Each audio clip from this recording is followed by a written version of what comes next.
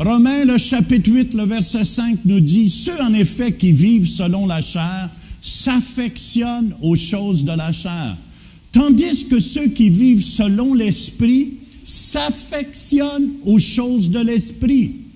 Et l'affection de la chair, c'est la mort, tandis que l'affection de l'esprit, c'est la vie et la paix. Car l'affection de la chair est inimitié contre Dieu, parce qu'elle ne se soumet pas à la loi de Dieu et qu'elle ne le peut même pas.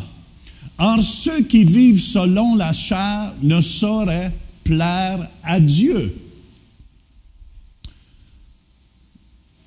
C'est important. Savez-vous ce que j'ai remarqué à travers la semaine passée, à travers la conférence? C'est que même, comment on l'appelait, Claudio Frazen, ce qui me touchait, il est pasteur en Argentine, il y a une église de 20 000 personnes, mais il était tellement simple, tellement pas compliqué, mais il y avait une soif des choses de Dieu dans son cœur. Je pense que, je ne sais pas comment on l'a entendu de fois, Louise, recevez-le, fuero,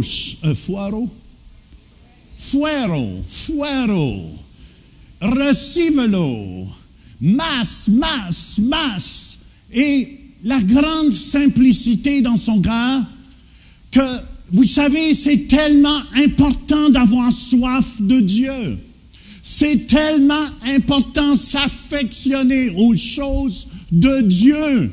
C'est important. C'est pour ça que j'encourage toujours les gens, même durant l'été, même si vous allez en vacances, je vous encourage d'aller en vacances. Mais prenez pas des vacances de Dieu. Je vous encourage d'aller dans d'autres églises. Peut-être vous allez revenir, vous allez être plus content encore de votre église. Je vous encourage de vous brancher sur Internet. Pourquoi? Parce que vous savez, durant l'été, c'est le temps où les gens rétrogradent le plus. Et on ne peut pas se permettre de délaisser Dieu pour seulement les choses de la chair. Est-ce que je peux avoir un amen là-dessus? Ou un ouch? Écoutez bien, ce matin, je veux vous partager entre le perfectionnisme, c'était moi avant, et être parfait. Ça veut dire, le perfectionnisme, il y a beaucoup de gens qui pensent, ah oui, c'est beau. Écoutez bien, c'est une tendance excessive à rechercher la perfection. Et Proverbe 23, 21 nous dit, celui qui se livre à des excès s'appauvrisse.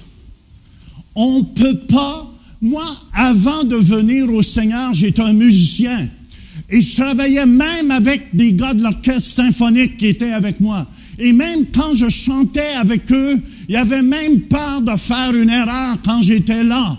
Parce que pour moi, vivre, c'était avoir la perfection totale. Il fallait pas faire une erreur.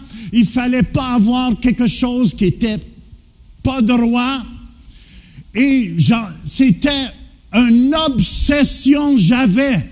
Assez que même les musiciens que je jouais avec tremblaient sur l'estrade quand je jouais avec eux. Parce que j'avais une oreille que j'entendais tout. Et si même, s'il y avait 20 musiciens en arrière de moi, s'il y en a un qui traînait la patte, je l'attendais. Mais j'oubliais les 19 qui jouaient bien. Et vous savez, c'est ça le perfectionnisme fait. C'est un débalancement total. Puis il peut y avoir tout le contraire aussi, c'est se relâcher au complet. Ouais, il n'y a rien là. Pour le Seigneur, on peut donner tout. Même si ce n'est pas beau. Est-ce que vous me suivez? Amen. On aime l'excellence ici à l'Église. Fait que c'est pour ça que les gens mélangent. Puis en passant, Dieu m'a guéri. Parce que...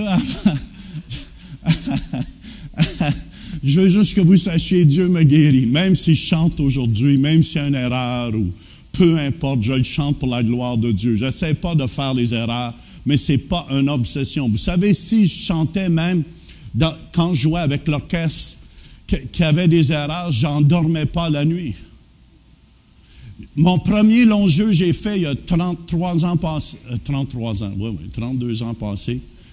je ne l'ai pas écouté pour 2 mois de temps, parce que pour moi, c'était jamais assez bon. Et vous savez, quand tu vis comme ça, c'est triste. C'est triste, parce que tu n'es jamais satisfait avec toi-même. Et c'est ça, je veux parler ce matin, du perfectionnisme. Amen. Matthieu 5,48, ça nous dit, « Soyez donc parfaits, comme votre Père céleste est parfait. » Ici, le mot parfait veut dire c'est complet dans différentes applications de travail. Ça veut dire grandir mentalement, moralement et dans notre caractère. Écoutez bien, le perfectionnisme est la fausse monnaie de la perfection. Écoutez-moi bien, avez-vous déjà vu un faux billet de 100 $? Il faut être un expert pour voir la différence. Êtes-vous d'accord avec moi?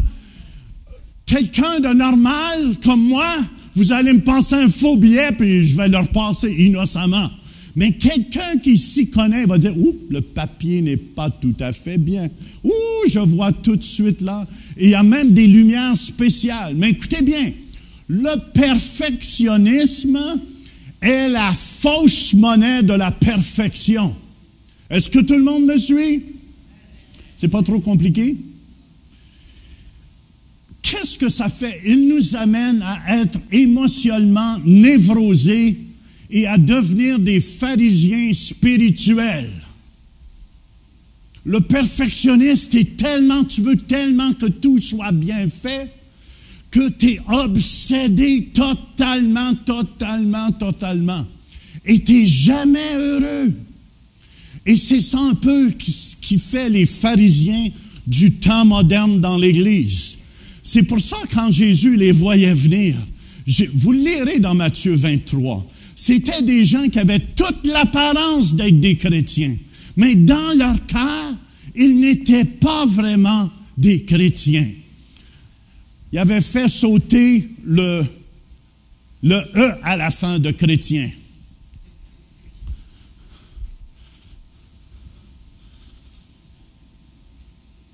C'est pour ça que quand Jésus les voyait, c'est pour ça que Jésus avait pas peur. Il dit, « Gang d'hypocrites, c'est pile que blanchi. » Il traitait, il était dur avec eux. Est-ce que Jésus n'était pas spirituel? Non.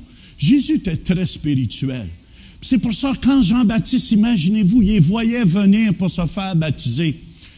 Il disait, « Race de vipères! » Imagine-toi, tu t'en vas à l'église. Puis, tu t'en vas à l'église ce matin-là. Puis le prédicateur crie « Race de vipères! » Est-ce qu'il parle de moi?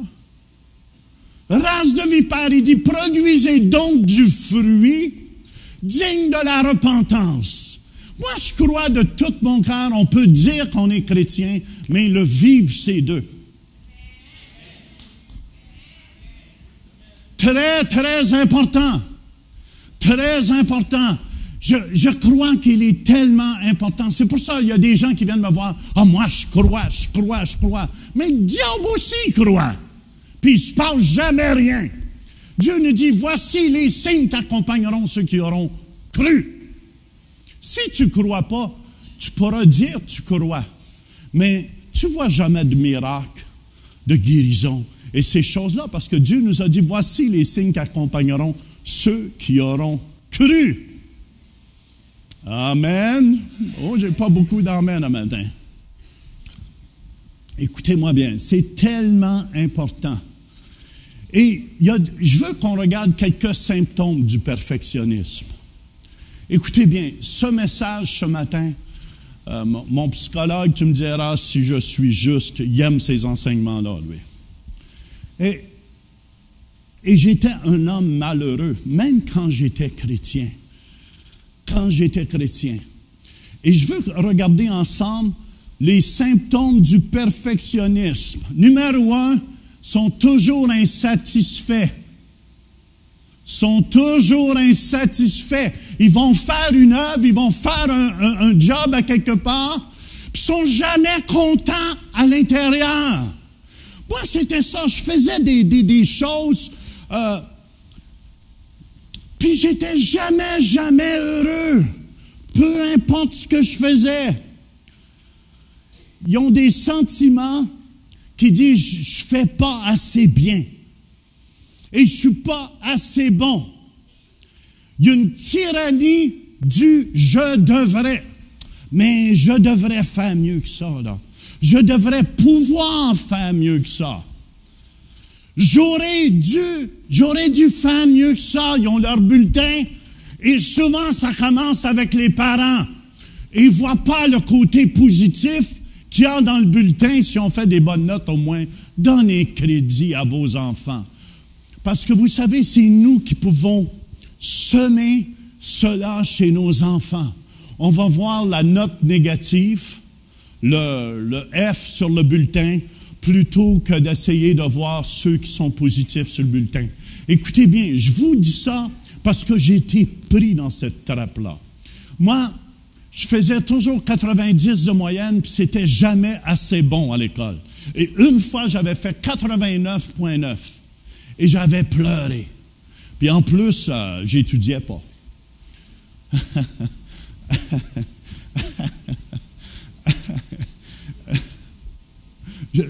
J'étudiais pas à l'école, j'arrivais. Et je me souviens même, papa disait, mais tu pourrais faire mieux que ça, tu pourrais faire mieux que ça. Et il est important comme parents de valoriser nos enfants, de dire, c'est beau ce que tu as fait, c'est beau. Amen? Oh, j'ai pas beaucoup d'amen. Il y a beaucoup qui essaient toujours, ils font quelque chose, moi, mais je pourrais faire mieux que ça. Arrêtez de dire ça. Arrêtez. Dieu est satisfait avec vous ce matin. Est-ce que vous saviez ça? Dieu est satisfait là où vous êtes rendu. Il sait bien que vous n'êtes pas rendu encore où vous devez être. Mais lui, il est satisfait avec vous ce matin. Merci. Oh, c'est silencieux.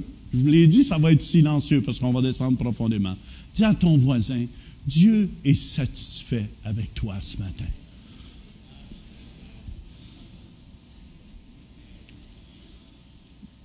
C'est pour ça, Paul, dans Philippiens chapitre 4 au verset 12 et verset 13, il disait, je sais vivre.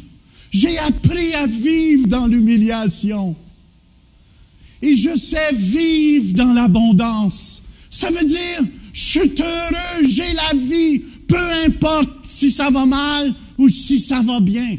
Mais je suis honnête avec vous, c'est plus facile de se réjouir dans un 5 étoiles, parce que Denise Goulet nous racontait comment qu'elle vient d'aller en Afrique présentement, puis ils ont couché les 3, j'ai appelé ça les 3 Barbies, dans une petite tente qu'elle avait amenée, puis elle allait déjeuner à l'hôtel le matin. J'ai dit, moi, j'aurais été couché à l'hôtel. Puis, j'aurais laissé la tente pour peut-être une sieste l'après-midi. Mais c'est plus facile de se plaire dans l'abondance. Mais Paul dit, je sais vivre dans l'humiliation et je sais vivre dans l'abondance. En tout et partout, j'ai appris à être rassasié et à avoir faim, à être dans l'abondance et à être dans la disette. Je puis tout par celui qui me fortifie. Le premier symptôme du perfectionnisme, c'est l'insatisfaction. On doit apprendre à être satisfait. Amen. Ça ne veut pas dire que, là, je suis rendu là puis je ne change pas. C'est pas ça que je dis. Allez pas de l'autre extrême. Amen. Moi, je veux être un meilleur mari pour ma femme. Amen. Encore que qu'est-ce que je l'étais l'année passée. Je veux être un meilleur pasteur aussi pour vous tous. Amen. Je veux vous aimer davantage afin que vous puissiez grandir dans les Écritures. Le deuxième symptôme du perfectionnisme, écoutez bien, se déprécier. Ça veut dire on se descend. Je l'ai expérimenté, ça. Se déprécier, ne jamais se sentir à la hauteur, ça nous fait nous déprécier. Ne jamais être satisfait avec soi-même et nos accomplissements. Et on pense que Dieu n'est pas satisfait avec nous. Tout le monde me suit. C'est pour ça, frères et sœurs, qu'il y en a beaucoup même. On a un ex-religieuse ici, même des ex-prêtres ici. Je ne sais pas si vous en souvenez dans votre temps. Où est-ce qu'est mon ex-religieuse? Elle est là. Elle me racontait même comment certaines religieuses se fouettaient dans son temps. Pourquoi? C'est pas parce qu'ils étaient méchants, ces gens-là. C'est parce qu'ils pensaient que plus qu'ils se dépréciaient, plus qu'ils s'abaissaient devant Dieu, que Dieu les aimerait plus. Totalement faux, frères et sœurs. Puis je suis content. Madeleine, tu t'es jamais fouettée? Non, elle était proche.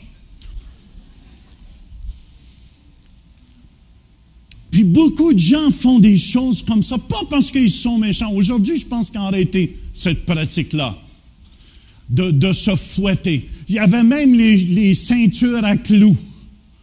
Ils se mettaient des clous et il y a des clous qui rentraient pour avoir plus de sainteté. Voyons donc. Voyons donc. Seigneur, on a-tu fait des choses, hein? Puis ça les dépréciait. Puis ils pensaient plus qu'ils étaient dépréciés devant Dieu, que Dieu les aimait plus. C'est faux, frères et sœurs. Ésaïe 43, au verset 1, nous dit, « Ne crains rien, car je te rachète. Je t'appelle par ton nom. Tu es à moi. » Au verset 4, « Parce que tu as du prix à mes yeux. » Parce que tu es honoré et que je t'aime. Je donne des hommes à ta place et des peuples pour ta vie. On a du prix aux yeux de Dieu. Frères et sœurs, on a du prix aux yeux de Dieu. On est les enfants de Dieu. On est les fils et les filles de Dieu. Il ne faut pas se déprécier. Amen. Moi, je veux que mes fils, quand ils viennent à moi, se sentent à la hauteur, frères et sœurs. Il y a un mot en passant, je n'aimais pas, là, qu'on est des indignes. Est-ce que vous me suivez? Le monde, je vous le dis, la plus grosse attaque que le diable n'a pas chez les chrétiens, c'est de les faire sentir qu'ils ne sont jamais assez bons et jamais assez hauts. Quand que l'ennemi réussit à faire ça, c'est parce que si vous vous sentez jamais à la hauteur, vous n'avez pas le goût de rien faire. Êtes-vous d'accord avec moi? Vous ne sentez jamais apte à faire les choses, assez bon pour faire les choses. Est-ce que ça vous aide jusqu'à date? Amen. Il y en a qui disent « ouch ». Troisièmement, OK, le perfectionnisme. Un des symptômes, c'est qu'il est toujours anxieux. Oh, est-ce qu'on va l'avoir? M'as-tu être capable de le faire? M'as-tu être capable de le faire? Ils ont des soucis, ils ont des inquiétudes. Le prix d'huile augmente. Et la peur vient sur eux. Les craintes viennent sur eux. Amen. Mais ils oublient que mon Père, c'est lui qui a créé toutes ces choses-là. Mon Père a créé tous les puits d'huile. Mon Père a créé tout l'or qu'il y a sur la terre. Mon Papa a créé tous les diamants qu'il y a sur la terre. Mon Papa est tout puissant, frères et sœurs. Et on ne peut pas se mettre en dessous d'un parapluie de peur et de crainte et devenir anxieux. Je peux avoir un amen? Je vous le dis, si vous apprenez à faire confiance à Dieu, même si l'essence monte à 500 $ le baril, je vous le dis, Dieu va ouvrir les barils du ciel pour remplir vos voitures s'il le faut, pour prendre soin de ses enfants. Placez pas votre confiance dans les choses de ce monde. Amen. Fait que, c'est pour ça que la Bible nous enseigne dans Philippiens 4:6, ne vous inquiétez de rien. Souvent, je devrais faire mieux et la dépréciation de soi-même nous font marcher sur un parapluie de culpabilité. de condamnation et d'anxiété. Et un des symptômes que je veux toucher ce matin, ça vous aide-tu? C'est le légalisme. Le légalisme, c'est un des symptômes du perfectionnisme. Le scrupule est la lèpre qui tue.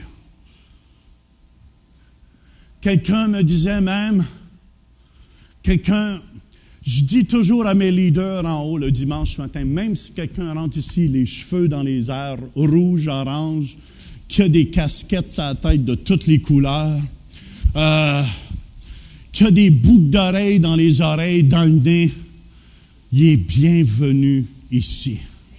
J'entendais la triste histoire de quelqu'un qui s'est fait jeter en dehors de l'église parce qu'il avait une casquette sur la tête.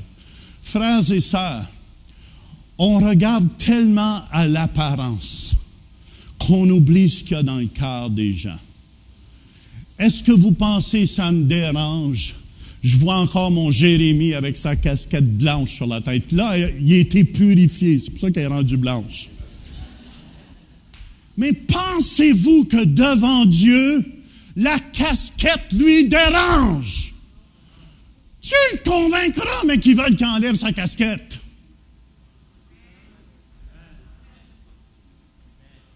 Puis il va aller dans certaines églises qui vont le mettre dehors à cause de sa casquette. Mais moi, il est bienvenu ici avec sa casquette, parce que du temps que sa casquette, il entend l'évangile de Jésus-Christ. Le légalisme, je vous le dis, le légalisme, il n'y a rien qui tue plus les gens que ça. Je me souviendrai toujours, quand j'étais à Saint-Eustache, un jeune qui coupait mon parterre, qui coupait le gazon chez moi, et j'ai voulu lui parler du Seigneur. Il dit, parle-moi pas de Dieu. Il dit, je veux rien savoir de Dieu. J'ai dit, pourquoi tu veux rien savoir de Dieu? Il m'a raconté la triste histoire d'un pasteur, que je nommerai pas son nom. Il était voir un film au théâtre. Et ce pasteur l'a amené devant toute l'assemblée, le mettre à genoux devant toute l'assemblée pour demander pardon. C'est ça le légalisme fait. Tandis que l'hypocrite de pasteur regardait peut-être le même film à sa télévision 1 an après. Oh, come on! Frères et sœurs!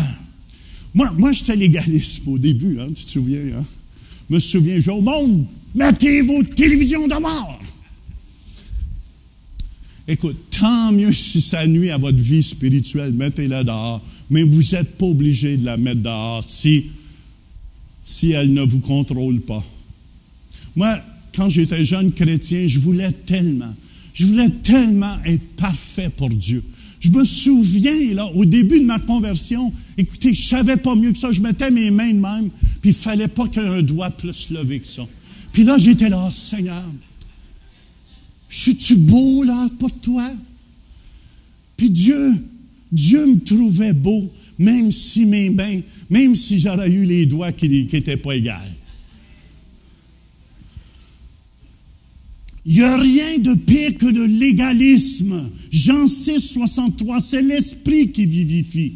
La chair ne sert de rien. Les paroles que je vous ai dites sont esprit et vie. Souvent, le légaliste se préoccupe, qu'est-ce que les gens vont dire de moi? Car il se sent déprécié, il ne s'accepte pas et a toujours besoin d'être approuvé par les autres.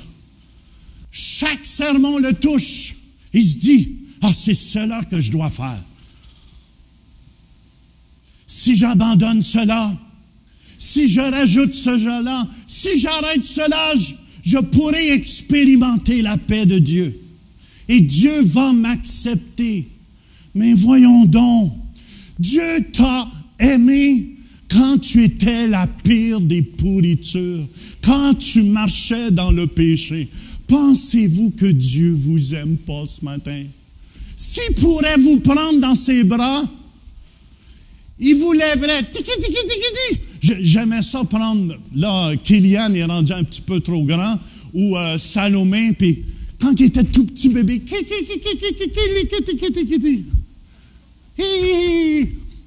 ou je ne sais pas où.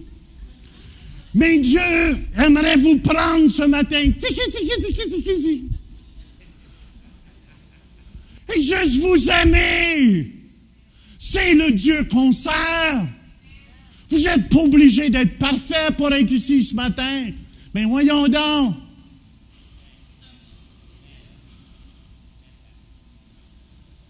Galates, au chapitre 5, au verset 1, c'est pour la liberté que Christ nous a affranchis.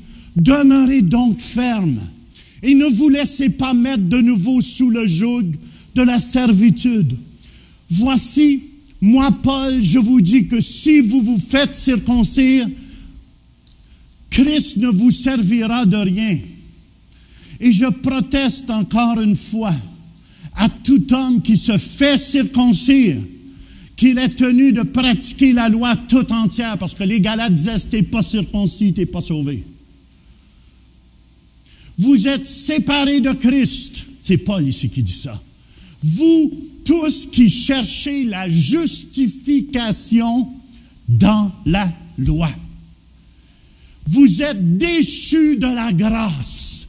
Ça veut dire quand vous essayez par vos règles et vos règlements de suivre Dieu, la religion, le mot religion, dans le latin, ça veut dire lier. Ça lie les gens.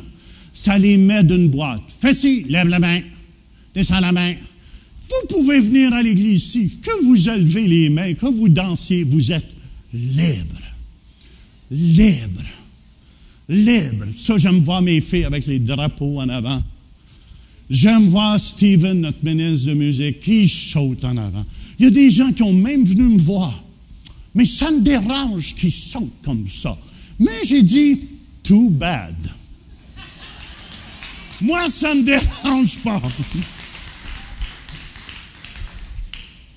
J'ai dit, vous pouvez aller dans d'autres églises, il y en a qui ne sautent pas. Ils sont même rares ceux qui sautent. Pensez-vous, je vais l'éteindre puis dire, ça dérange un tel frère. Et voici, frère.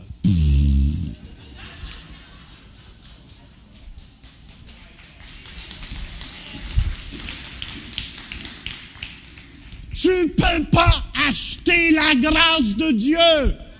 Je me souviendrai toujours un jour en France, il y avait une sœur qui avait commencé à mettre le voile, parce que son mari était après, mets le voile, mets le voile.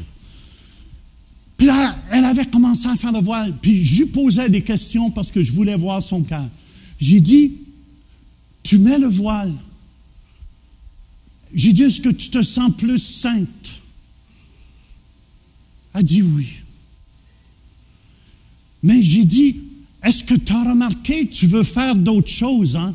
As-tu rallongé ta jupe jusqu'aux chevilles? Elle a dit oui. Parce que la lettre qui tue ne s'arrête jamais. Puis j'ai dit, tu n'es pas satisfaite hein, dans ton cœur, tu n'es jamais assez bonne. Elle dit, tu as raison. Pourquoi? Parce que ce n'est pas le voile, ce n'est pas la jupe, ce n'est pas l'habit qui fait la différence, mais c'est ton cœur face à Dieu. Vous aurez tous les chiffons et les torchons que vous aurez sur la tête. Et je vous dis, frère, ça ne change pas le cœur. Ça ne change pas le cœur et vous n'êtes pas plus sainte. Ça me fait rien, là. S'il y en a qui ont des chapeaux, là, je vois quelques-uns, là, c'est pas après vous que je crie un matin, là. Mais la seule chose, vous avez un problème si sans votre chapeau, vous n'êtes rien.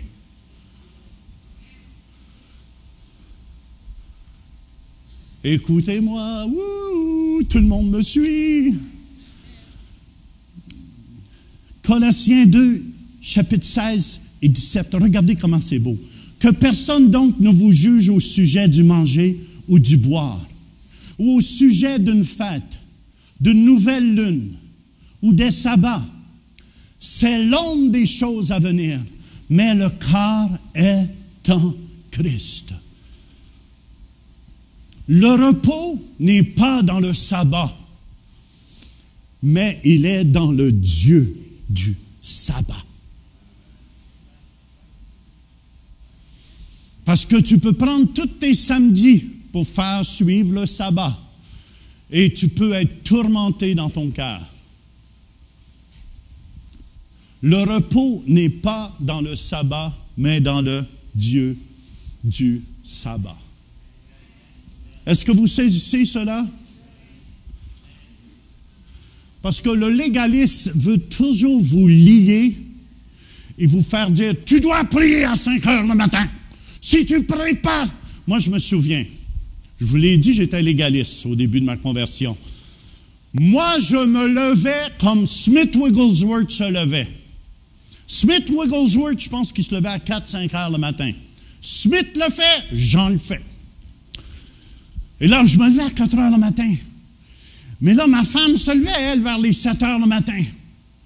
Et là, j'allais vers Louise. J'ai prié, moi. Est-ce que tu as prié? Elle m'a dit, tu n'aurais pas dû prier parce qu'elle dit, t'es tellement de mauvaise humeur.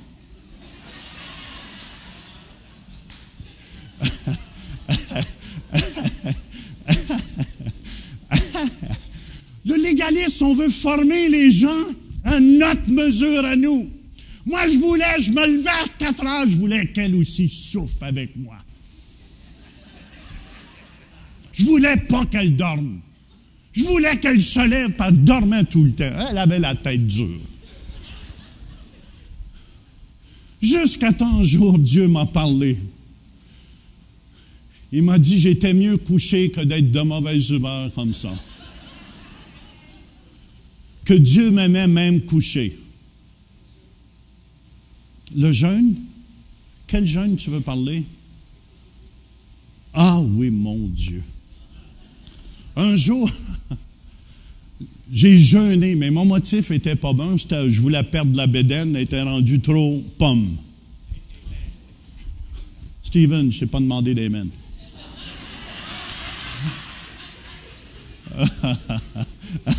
C'est le bishop, hein? Et j'ai commencé à jeûner. Puis là, je levais le nez à ma femme. Hein? Elle mangeait devant moi. Elle dit, tu veux manger? Non, moi, je jeûne. Le visage long, de mauvaise humeur, elle mangeait devant moi. Puis là, je jeûne. Et j'ai été de mauvaise humeur toute la semaine. Je ne vous dis pas qu'il ne faut pas jeûner. Mais ce fois-là, Dieu ne m'avait pas appelé à jeûner. Puis j'ai été de mauvaise humeur toute la semaine. Puis 7 jours après, un de mes amis prophètes s'en vient à la maison. Et on commence à prier ensemble, puis il commence à prophétiser, puis il ne savait pas se jeûner. Il dit, mon fils, ton jeûne ne me plaît pas. Oh, ben j'ai dit, Seigneur, tu aurais pu me dire ça avant. Quand tu as fini de prophétiser avec moi, je vous le dis, pizza all dress. Avec patate, avec sauce.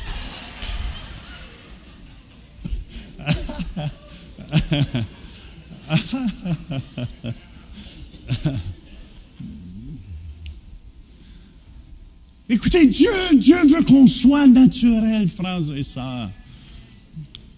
C'est pas parce que Dieu t'appelle à jeûner qu'il va appeler tout le monde à jeûner. Puis j'avais pas, c'est ça, dis-les pas au moins. Elle m'a dit, mon épouse m'a dit, j'avais pas perdu de poids. Ça, c'est pire dans ce moment-là. Tu sais, tu veux voir le bédon descendre un peu. Ça descendait pas. Un autre symptôme du perfectionnisme, c'est d'être un super chrétien. Alléluia!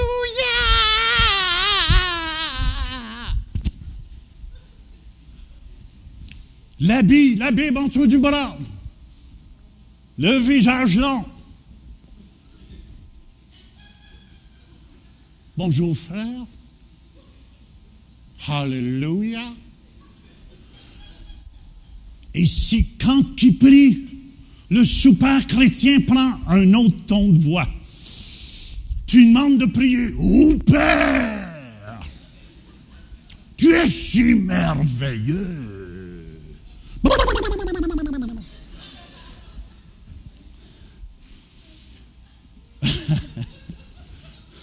Mais tu te demandes de quelle planète qui descend. Tu le connaissais il y a 5 minutes parce que tu parlais avec. Puis là, il y a un ton tout différent. Ô Père! Et le bédon lui tremble et tout.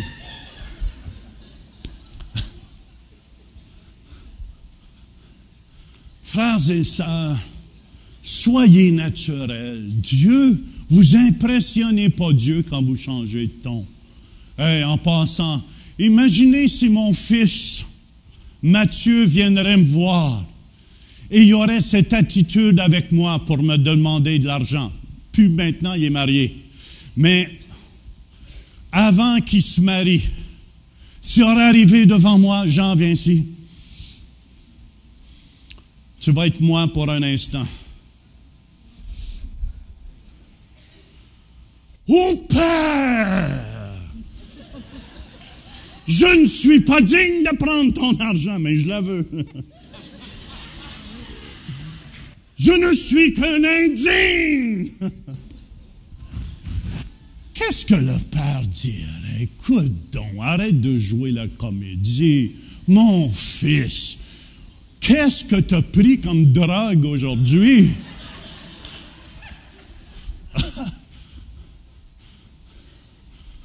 Merci, Jean.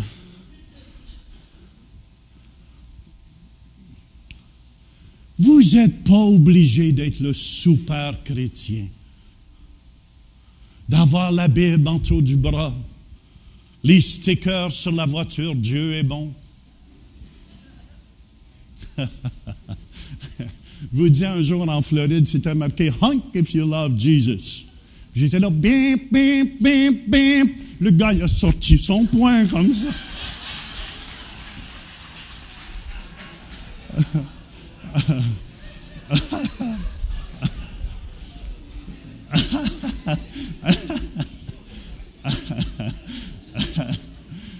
Vous n'êtes pas obligé d'être un super chrétien. Est-ce que vous me suivez? Les symptômes du perfectionnisme, c'est la colère qui suit. La colère. Ces gens sont toujours en colère. Sont déçus de Dieu. Ils voient un Dieu cruel et impossible à plaire. Et c'est pour ça qu'ils ne sont pas satisfaits. Puis si vous regardez dans leur vie, ils sont souvent colériques. Il y a des colères. Je dis bien qu'on peut être en colère, mais des colères sans raison. Dites-moi amen si ça rentre. Et le dernier symptôme, c'est le reniement. Tu renies ce que Jésus a fait pour toi à la croix. Tu passes de la foi, écoutez bien ce que je dis, c'est très, très important, de la foi aux règles. Tu t'inventes un Dieu qui est impossible à plaire. Et tu en fais une dépression.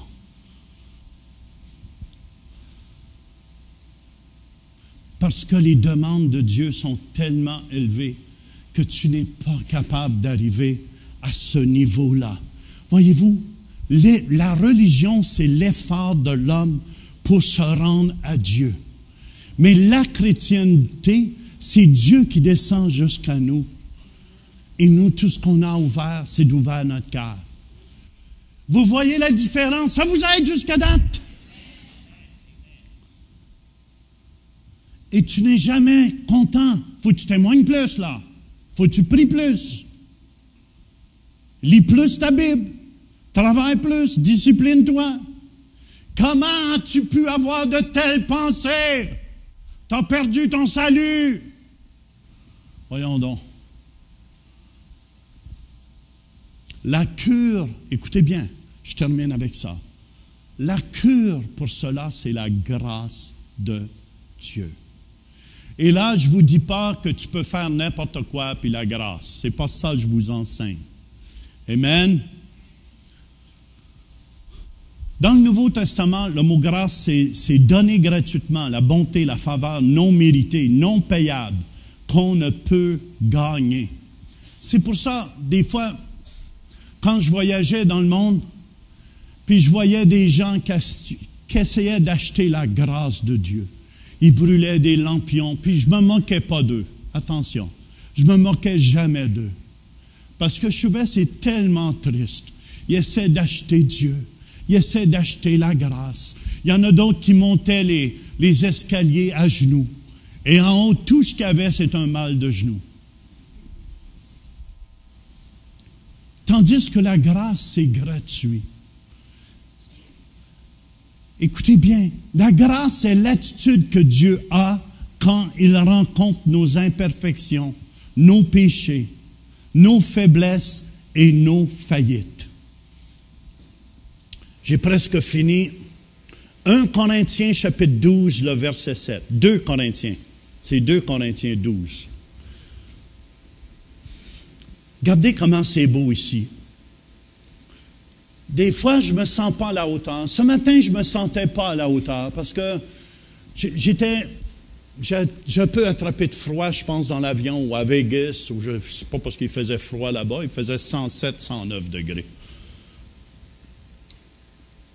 Et j'ai dit, Seigneur, il faut vraiment que tu m'aides ce matin. Puis regardez Paul ici, qu'est-ce qu'il dit dans 2 Corinthiens chapitre 12 au verset 7. Et pour que je ne sois pas enflé d'orgueil à cause de l'excellence de ces révélations, il m'a été mis une écharpe dans la chair, un ange de Satan pour me souffleter et m'empêcher de m'enorgueillir. Et souvent j'ai dit, je crois que cet ange de Satan, Paul n'était pas marié, ce n'était pas une maladie physique qu'il avait. Je crois qu'il pouvait avoir des tentations sexuelles, des pensées sexuelles qui venaient dans ses pensées. Ça, c'est mon interprétation. 3 fois, j'ai prié le Seigneur de l'éloigner de moi. Et il m'a dit, ma grâce te suffit. Ma grâce te suffit. Car ma puissance s'accomplit dans la faiblesse.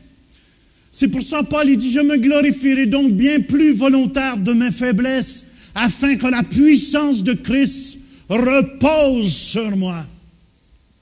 C'est pourquoi je me plais dans les faiblesses, dans les outrages, dans les calamités, dans les persécutions, dans les détresses pour Christ. Car quand je suis faible, c'est alors que je suis fort. Et souvent, quand on est faible, quand on marche avec notre Dieu, comme ce matin, je ne me sentais pas. Hier, je n'ai pas prié comme j'aurais dû voulu prier. Est-ce que vous me suivez? J'ai dormi hier après-midi. Je me suis couché, j'étais fatigué. Un matin, je me suis levé, je dis à ma femme, je me sens encore fatigué. Mais j'ai dit, la grâce de Dieu va me soutenir. Est-ce que vous me suivez? On ne se sent pas toujours à la hauteur, frères et sœurs. La guérison se fait de jour en jour. En croyant, en vivant et en réalisant son amour. Quand je réalise combien Dieu m'aime, puis Dieu est bon envers moi, ça m'aide.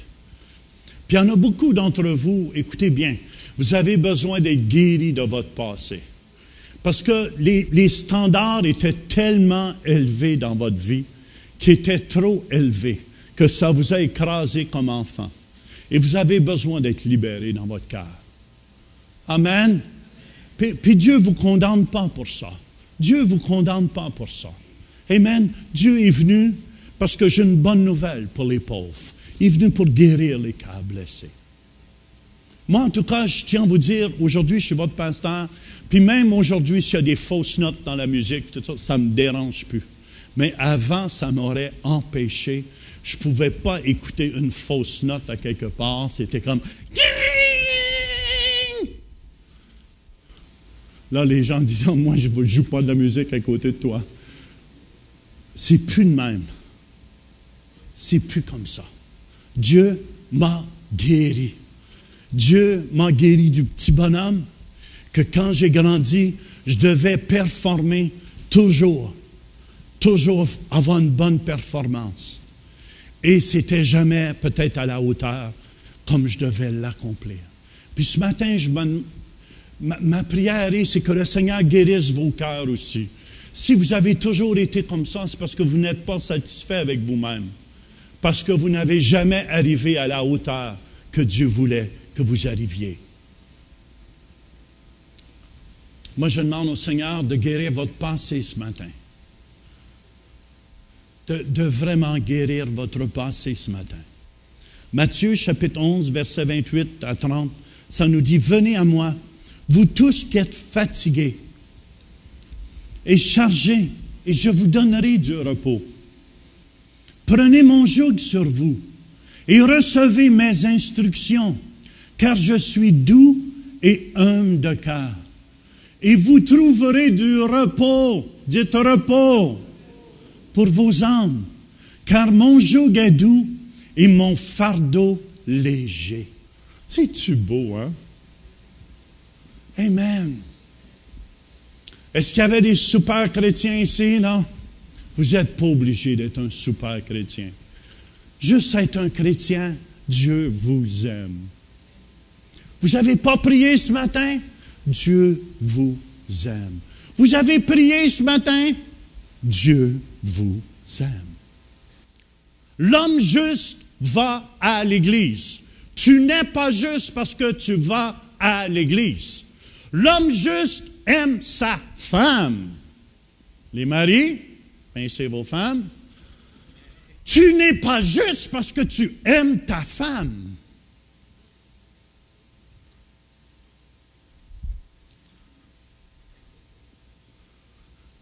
La femme idéale fait un bon repas pour son mari. Ouh! Mais la femme n'est pas juste parce qu'elle fait son repas pour son mari. On est justifié à cause de ce que Jésus a fait pour nous. Si à cause d'un seul la mort a régné, à combien plus forte raison ceux qui reçoivent, quoi? Est-ce qu'il dit ceux qui gagnent? Non, il dit ceux qui reçoivent l'abondance de la grâce et le don de la justice régneront-ils dans la vie? Romains 5, 17, par Jésus-Christ, lui seul. Ça vous aide-tu ce matin? Un de mes versets que je faisais un sermon au complet là-dessus, 1 Corinthiens, chapitre 15, verset 10, quand Paul dit, par la grâce de Dieu, je suis ce que je suis. Par la grâce de Dieu, Guy est Guy. Jean est Jean. Bishop est Bishop. Par la grâce de Dieu, Marcel est Marcel. Brrr. Gaétan est Gaétan. Alain est Alain. Par la grâce de Dieu, je suis ce que je suis. Et sa grâce envers moi n'a pas été vaine. Loin de là. J'ai travaillé plus que tous. Non pas moi toutefois, mais la grâce de Dieu qui est avec